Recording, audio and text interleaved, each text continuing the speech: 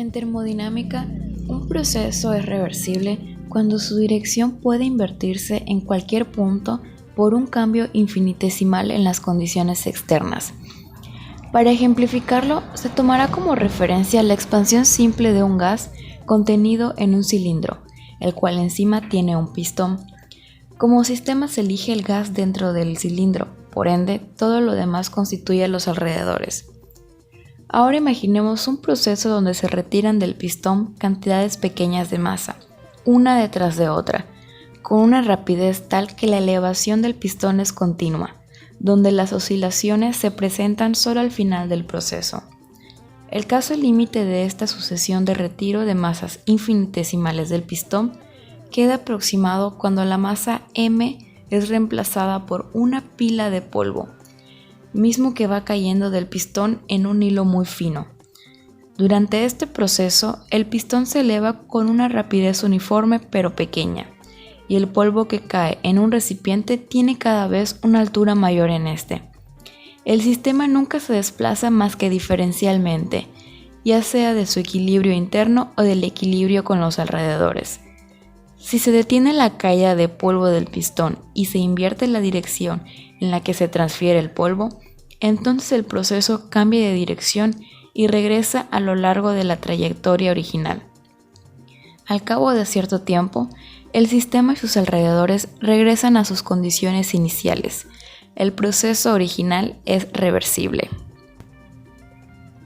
En el proceso opuesto, la compresión del gas en un cilindro se describe exactamente de la misma manera. Sin embargo, existen muchos procesos que están manejados por fuerzas diferentes. En general, un proceso es reversible cuando la fuerza impulsora neta que actúa sobre él tiene una magnitud diferencial. Por tanto, el calor se transfiere de manera reversible cuando fluye de un objeto finito a una temperatura T, hacia otro que tiene otra temperatura, que sería la diferencia de temperaturas en ambas fases.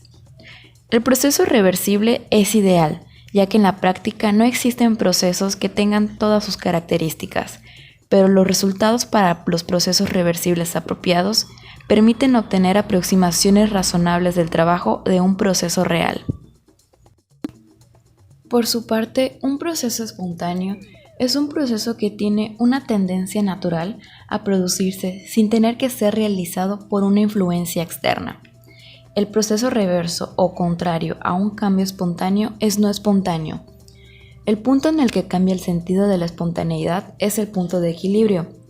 También podría interpretarse la espontaneidad como una reacción que sucede sin la necesidad de un aporte de energía. Un ejemplo podría ser la oxidación de los metales. No necesitamos aportar energía para que esto suceda.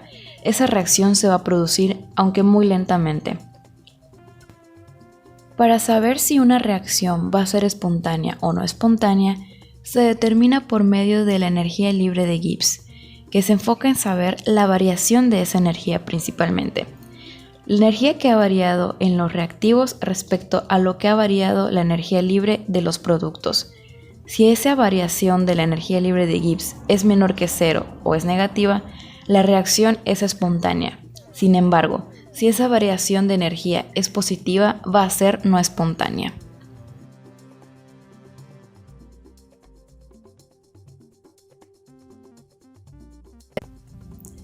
La máquina térmica es un dispositivo que funciona en un ciclo termodinámico y que realiza cierta cantidad de trabajo neto positivo a través de la transferencia de calor, desde un cuerpo a temperatura elevada hacia un cuerpo de baja temperatura. Para ello utiliza una sustancia de trabajo, ya sea vapor de agua, aire o gasolina. Esta realiza una serie de transformaciones termodinámicas de forma cíclica para que la máquina pueda funcionar de forma continua. La eficiencia de una máquina podría interpretarse como la relación que existe entre el trabajo que va a desarrollar la máquina y el calor que ha absorbido. Se va a determinar el porcentaje que ha aprovechado al transformar ese calor en trabajo. La eficiencia se representa con la letra griega eta, que es igual al trabajo realizado sobre el calor absorbido. No hay que olvidar que el trabajo también se puede reescribir como el calor entregado por el foco, Q sub 1, menos el calor desprendido al ambiente, Q sub 2. Por lo tanto, esa relación estará dividido entre Q sub 1. Entonces, la eficiencia también puede calcularse como 1 menos la relación de Q sub 2 entre Q sub 1.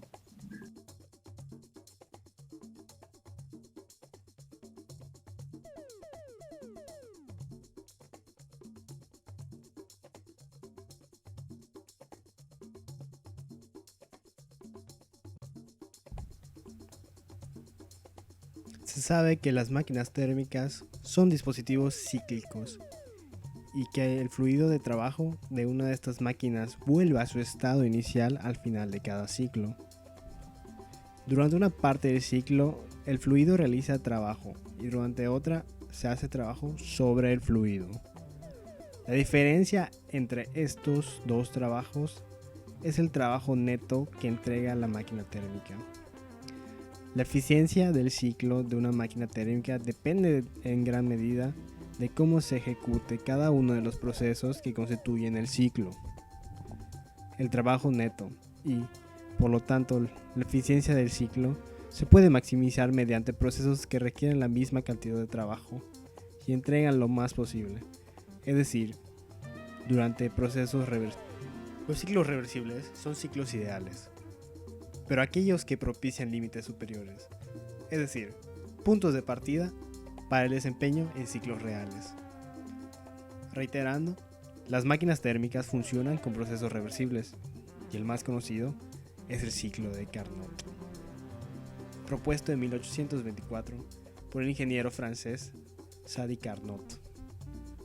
Para entender este ciclo, se modela mediante una máquina teórica llamada la máquina térmica de Carnot, en la cual se hallan 4 procesos reversibles. Para ser específico, 2 isotérmicos y 2 procesos adiabáticos. Haciendo remembranza, isotérmicos significa de misma temperatura y adiabáticos aislados o impenetrables. El primer proceso, es decir, el estado 1, es la expansión térmica reversible.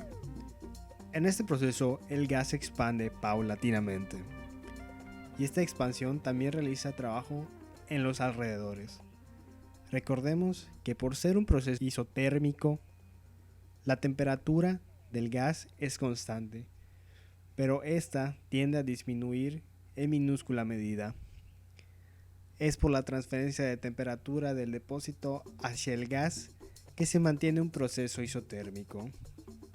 Por ende, T sub H es la temperatura del gas y Q sub H es la transferencia de calor en cantidad.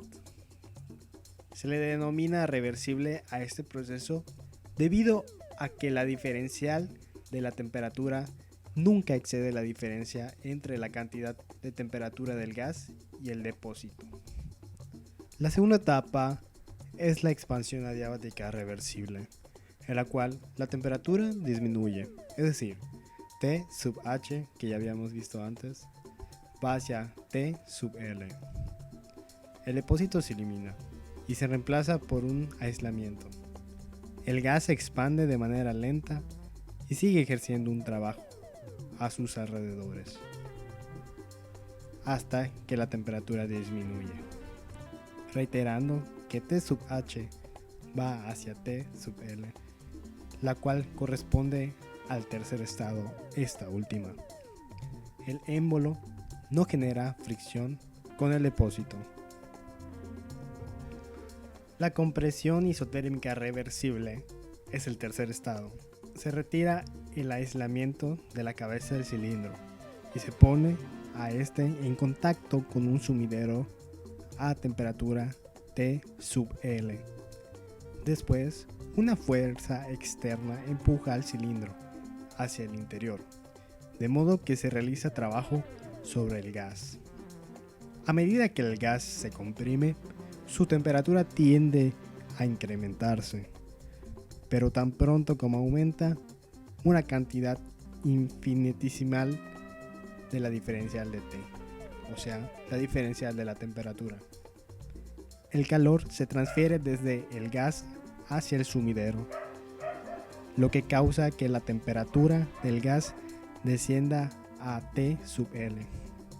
Así, la temperatura del gas permanece constante en TL. Como la diferencia de temperatura entre el gas y el sumidero nunca excede una cantidad diferencial de T, este es un proceso de transferencia de calor reversible, el cual continúa hasta que el émbolo alcanza el cuarto estado. La cantidad de calor rechazada del gas durante el proceso es Q sub L. Por último, tenemos el cuarto estado, que es la compresión adiabática reversible, en el cual la temperatura sube de T sub L a T sub H. La cuarta etapa es tal que cuando se elimina el depósito de baja temperatura, se coloca el aislamiento de nuevo en la cabeza del cilindro y se comprime el gas de manera reversible. Entonces el gas vuelve a su estado inicial, es decir, el estado 1. La temperatura sube de T sub L a T sub H. Durante este proceso de compresión adiabático reversible se completa finalmente el ciclo.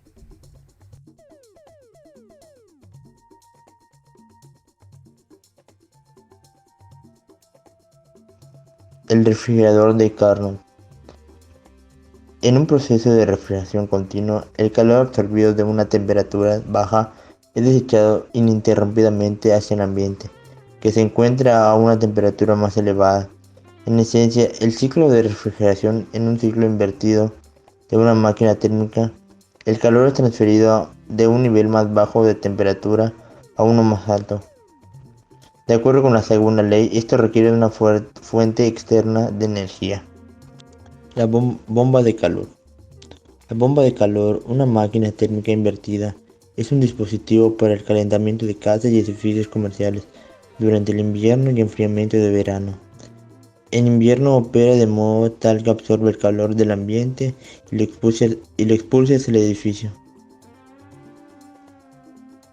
El refrigerante es evaporado en recipientes colocados bajo la tierra o en el aire exterior, y el vapor es comprimido para su condensación mediante aire o agua usados para calentar el edificio a temperaturas sobre el nivel del calentamiento requerido.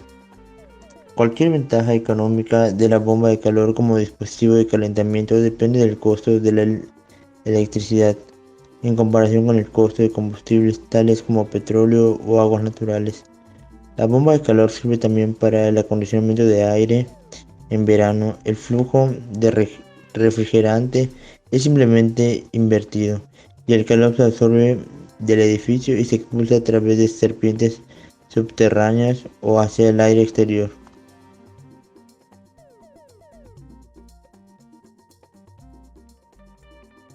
La entropía es una magnitud física para un sistema termodinámico en equilibrio. Dicha magnitud está simbolizada como S mayúscula y mide el número de microestados compatibles con el macroestado de equilibrio.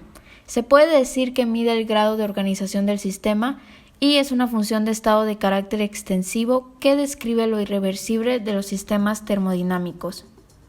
En otras palabras, es la magnitud termodinámica que mide la parte de la energía no utilizable para realizar el trabajo y que se expresa como el cociente entre el calor cedido por un cuerpo y su temperatura absoluta. Dentro de la termodinámica, la entropía figura como una especie de desorden de todo aquello que es sistematizado. Además, supone que de ese caos o desorden existente en un sistema surja una situación de equilibrio que suponga que las partes se hallan ahora igualadas o equilibradas.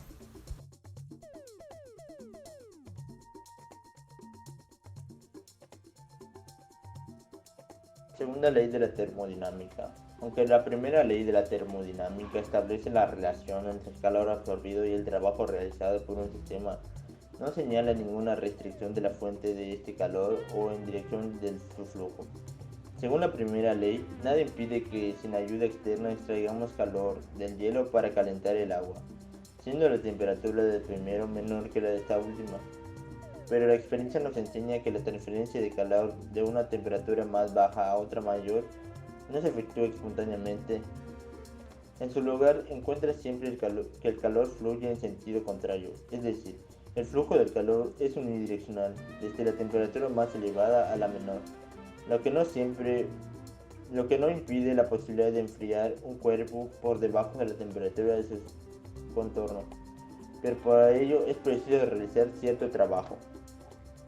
Aún existe otra influencia de la primera ley de la termodinámica, pues aunque exige una conservación de energía en cualquier transformación, no aclara la facilidad de interconversión de dicha energía.